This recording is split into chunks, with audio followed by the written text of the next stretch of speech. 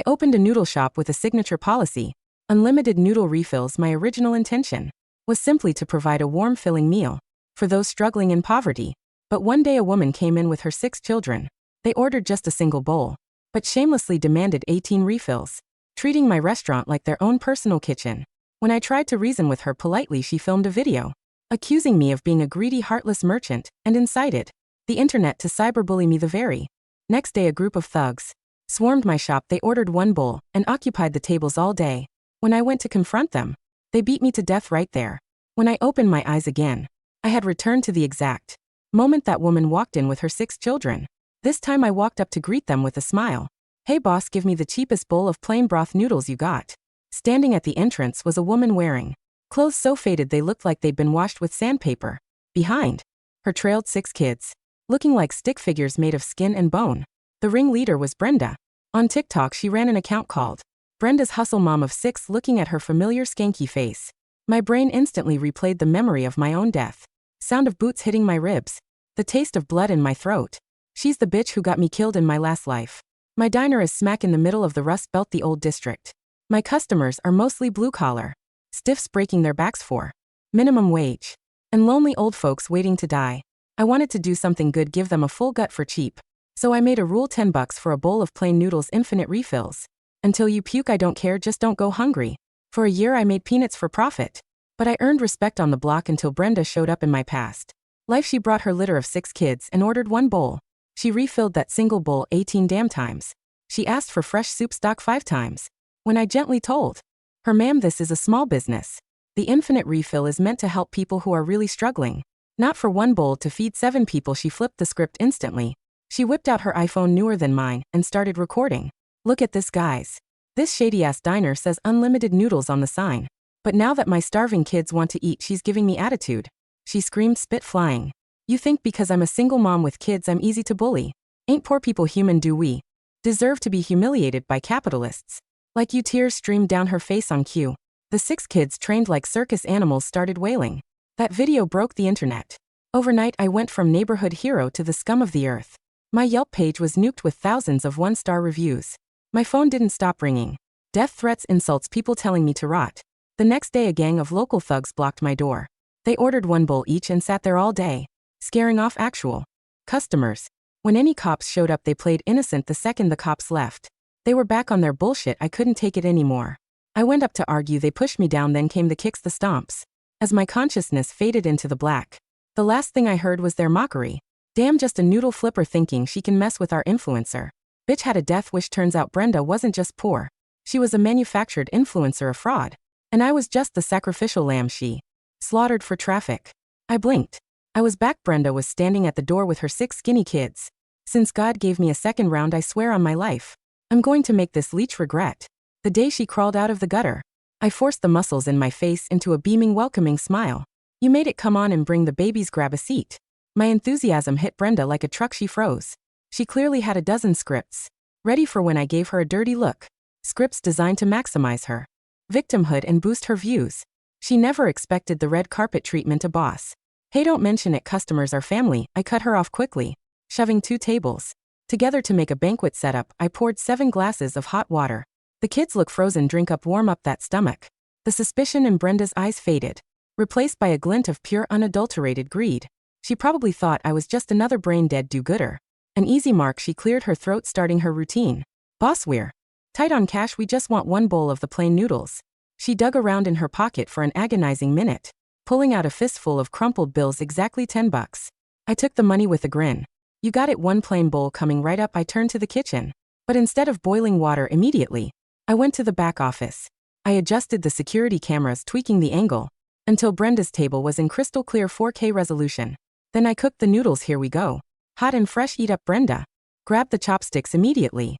Under the starving gaze of the 6 kids, she inhaled the entire bowl herself in about 30 seconds. "Boss, refill." Brenda licked her grease-stained lips and shouted with entitlement, "Coming." I didn't hesitate. I refilled it instantly. Then the second refill, the third, the fourth. I kept smiling. My service was impeccable. I was moving like a machine. Brenda got bolder. Her demands for refills got louder. She even set up her phone on a tripod, openly filming. Watching her, I chuckled. Internally, this woman is a special kind of evil. She's waiting for my patience to snap. She wants me to sigh, roll my eyes, or tell her to leave. That's the money shot she needs to cry victim. Too bad, honey. I'm not giving you shit, other customers started whispering. Old man Hank, a sanitation worker who swept the streets nearby, looked at me with worry. Hey boss. You know she's. I smiled at him and shook my head slightly. Don't worry about it, Hank. I want Brenda to perform. The harder she dances, the harder she falls. By the 19th ball, Brenda was getting restless. I wasn't taking the bait, so she decided to switch tactics. She cleared her throat, looked into her phone camera with a brave but tearful expression. Fam, look at this. The owner is actually so nice. We ate so much and she hasn't complained once. Unlike those other shady businesses. People talk about we're so lucky to meet a good person when we're struggling. She's setting the trap. Build me up high first. That way if I show even a tiny bit of annoyance later, the contrast will be shocking. It makes the betrayal more dramatic. It enrages the internet mob more. She knows exactly how to manipulate the algorithm. I laughed inside, but kept the customer service mask welded to my face. Hey, don't say that I opened this place so folks could get a hot meal. As long as my doors are open, nobody goes hungry. I shouted it loud, enough for the whole room to hear. The other diners cheered. A flash of annoyance crossed Brenda's face. She didn't want a heartwarming moment. She wanted conflict. Her eyes darted around. She had another idea. Boss, you're a saint, but noodles, it doesn't really stick to the ribs, you know. Since you're such a good person, maybe throw on some free meat sauce for the kids. The plain noodles are the loss leader. The bolognese, that's $25 a bowl. She was pushing her luck, trying to break me. In my last life, this is where I said no. That's when she went nuclear. This time I nodded like a bobblehead. No problem at all. I went to the kitchen, scooped up a massive ladle of rich, savory meat sauce, pure beef, and drowned the fresh noodles in it. Here, let the kids get some protein. Brenda was stunned silent. All the nasty lines she had prepared were stuck in her throat. She looked at me like I was mentally handicapped, who let someone rob them blind, and says thank you. The other diners weren't looking at me with pity anymore. They looked at me with reverence. The owner is a saint. Yeah, not many good hearts left in this city. Brenda heard the whispers. Her face turned green, then white. She needed hate clicks. Not a feel-good story about me, but the trap was set.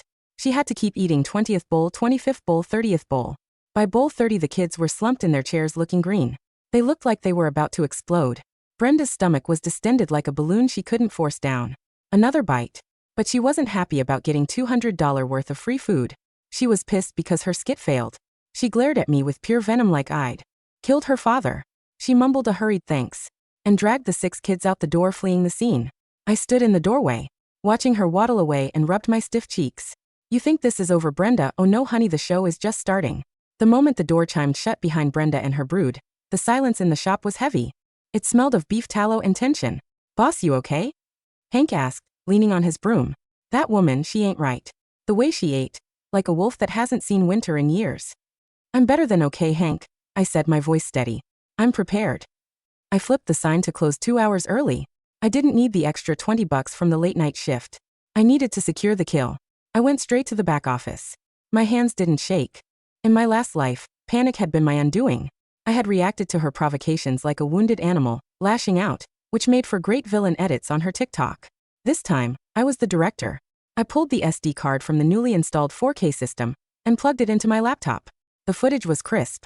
High-definition audio picked up every wet slurp, every demanding tone, and most importantly, the way she snatched a piece of beef from her youngest son's bowl when she thought no one was looking. I didn't upload it immediately. That's what an amateur would do. You don't fire your gun until you see the whites of their eyes. Instead, I waited for her move. It came at 7 p.m. My phone buzzed.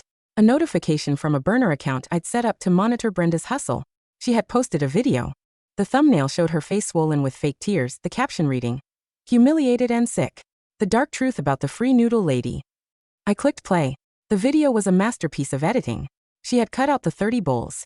She had cut out the free meat sauce. She had zoomed in on the one split second where I had paused to wipe sweat from my brow, slowing it down to make me look menacing. She looked at my babies like they were garbage. Brenda sobbed into the camera, sitting in her car. And the meat, oh God, the meat. It tasted sour. My little Tay-Tay is throwing up right now. She forced us to eat it. She said if we didn't finish, we'd have to pay. I was so scared. The comments were already rolling in. Shut this place down. I know where this is, that old lady is a witch. Review bomb time. In my previous life, I would have been crying in the corner, calling the police who wouldn't care. Now, I poured myself a cup of jasmine tea and opened my video editing software. I didn't title my response, "Refuting the Lies." That's defensive. I titled it, "Heartwarming. Struggle Mom Breaks Eating Record." 32 bowls of love. I uploaded the raw, unedited 45-minute clip, but I sped it up 4x for the boring parts, slowing it down only for the highlights. Highlight 1, me asking politely, "Is that enough meat?" And her screaming more. Highlight 2, her eating 3 bowls before her kids even got their chopsticks apart. Highlight 3, the timestamp showing she stayed for 2 hours. Highlight 4, le coup de grâce. The audio of her burping, patting her belly, and whispering to her eldest daughter, "Stop crying or I'll give you something to cry about," when the girl said her stomach hurt from overeating. I posted it on the restaurant's official page, tagged the local community groups, and added a caption. "So proud to help Brenda and her lovely family today. She was so hungry she managed to eat 5 pounds of beef and 30 servings of noodles. God bless a healthy appetite. Sorry the kids didn't eat much, but mom sure got her fill. Hashtag community love hashtag no one goes hungry hashtag eating contest." Then I bought $500 worth of boost traffic targeting the exact same demographic as her followers. The next morning, the atmosphere on the block was different. Usually, the morning rush is quiet, exhausted factory workers grabbing a coffee and a bun. But today people were whispering. When I unlocked the door, I expected the thugs. The timeline in my head said the beatdown happened the day after the confrontation. I wore a Kevlar vest under my apron, a purchase I made the second I woke up in this timeline. It was hot and uncomfortable, but dying was worse. But the thugs didn't come. Old Hank did. Seen the internet? Hank asked, grinning, displaying a row of jagged teeth. I try not to look, Hank. Bullshit, he laughed. The whole neighborhood is laughing. Struggle, Mom? More like bottomless pit Brenda. People are saying she ate enough cow to start a farm. I checked my phone. My video had 400,000 views. Hers had stalled at 50,000. The comments on my video were brutal, but not for me. Wait, she said the owner forced her? She's literally asking for seconds while her kid is crying. Look at 1402. Did she just steal meat from the kid's bowl? I'm a doctor. That's not a starving woman. That is a woman abusing the digestive limits of the human body. Brenda had made a fatal error. She assumed I was a boomer who didn't know how to use technology. She assumed I was the quiet Asian lady stereotype who would bow and apologize. But the victory wasn't won yet. The humiliation would only make her dangerous. Narcissists don't retreat when they are exposed. They double down. At noon the phone rang. "You think you're smart, bitch?" The voice was gravel and cigarettes. I recognized it. It was the last voice I heard before I died. The leader of the thugs. "I'm running a business," I said calmly. "Who is this? Take the video down. Deposit $5,000 into the Cash App I'm gonna text you. Or we come down there and turn your noodle shop into a parking lot." "The video stays," I said. "And if you come down here, bring an appetite. It's unlimited refills." I hung up. I turned to the diner. It was full. Iron workers, truck drivers, the guys from the sanitation plant. These were men and women I had fed for years. In the last life, they were scared off by the thugs sitting at the tables. "Listen up," I shouted. The clatter of chopsticks stopped. "I've got some trouble coming," I said. Some local boys didn't like that I posted the truth about that lady yesterday. They threatened to smash the place up. I didn't ask for help. Asking makes people feel burdened. So, I continued. "I'm closing the shop for the afternoon. I don't want anyone getting hurt. Your meals are on the house. Please go out the back." I saw the shift in their eyes. Indignation. This was their spot. Their cheap, warm sanctuary in a cold, expensive world. Close. Big Mike, a foreman at the steel yard, stood up. He was 6'4" and looked like he chewed rebar for breakfast. "I haven't finished my soup." "Me neither," said Hank. "Let him come." Another voice rang out. I smiled internally. In my last life, I was alone. In this life, I had weaponized the only currency that matters in the Rust Belt: loyalty. The thugs arrived at 2 p.m. There were 6 of them, just like before. They burst in, kicking the door open, ready to flip tables and scare the elderly. They froze. Every table was occupied. But nobody was eating. 30 hardened blue-collar workers were staring at the door in silence. Big Mike was peeling an orange with a knife that looked suspiciously like a machete. The leader of the thugs, a guy with a neck tattoo of a scorpion, faltered. This wasn't the script. They were used to bullying helpless grandmas, not walking into a union meeting. We're here to order," the scorpion stuttered. "1 bowl per person," I said, walking out from behind the counter. $10. Pay up front." Scorpion looked at Big Mike, then at me. "We heard you were disrespecting Brenda." "Brenda ate 30 bowls," Big Mike rumbled, standing up. His chair scraped loudly against the floor. "She disrespected the noodles." The tension snapped. Scorpion realized he was outmanned. Violence is a calculation of risk versus reward. The reward was a few $100 from Brenda. The risk was getting beaten into a coma by 30 steelworkers. "We'll take it to go," Scorpion mumbled. No takeout, I said. Dine-in only. They left. They backed out the door, tails between their legs, shouting vague threats that nobody listened to. The diner erupted in laughter. Big Mike sat back down. Damn right. Nobody messes with the noodles. But I knew this wasn't the end. The thugs were just pawns. Brenda was the queen, and her kingdom was crumbling. She would lash out one last time. 3 days later, I was served with a lawsuit. Defamation. Emotional distress. It was a bluff, of course. She didn't have money for a lawyer. She had found some predatory ambulance chaser who worked on contingency. But simultaneously, she announced a live protest. She was bringing her followers to my shop to stand against hate. She set up across the street on a Saturday afternoon. She had maybe 20 people with her, mostly teenagers who looked bored and a few other influencer moms looking for clout. She had a megaphone. There she is. Brenda screamed, pointing at my shop. The woman who starves children. The woman who mocked a single mother. She was live streaming. I checked the view count. 2,000 viewers. Not viral, but enough to be annoying. I didn't go out to argue. I didn't call the cops. I set up a television in my shop window, facing the street. I hooked it up to the PA system I usually use to call out order numbers. Testing 1 2. My voice boomed across the street, drowning out her megaphone. Brenda froze. Since Brenda is here, I announced, my voice echoing off the brick buildings. I think it's time we watch the sequel to the viral video. I pressed play. But this wasn't the noodle footage. In the days since the first incident, I hadn't just been waiting. I had hired a private investigator. A guy named Sal who used to be a cop before he got fired for being too good at digging up dirt. The video on the screen was grainy. It was taken from a neighbor's porch cam across from Brenda's house. It showed Brenda unloading groceries from a brand new Cadillac Escalade. Not a beat-up sedan. It showed her throwing expensive streak, filet mignon, into the trash because it looked too fatty. Then the audio kicked in. It was a recording Sal had gotten from a CPS visit she didn't know was being recorded. Brenda's voice. I don't care if they're hungry. They have to look skinny for the video. If they look well-fed, nobody donates to the GoFundMe. Put the sandwich down, Tyler. On the street, the protesters went silent. The teenagers lowered their signs. That's fake. Brenda shrieked, her voice cracking. That's AI. That's a deep fake. And this. I spoke into the mic. The screen changed to a spreadsheet. Her financial records. The crowd across the street turned. They weren't looking at me anymore.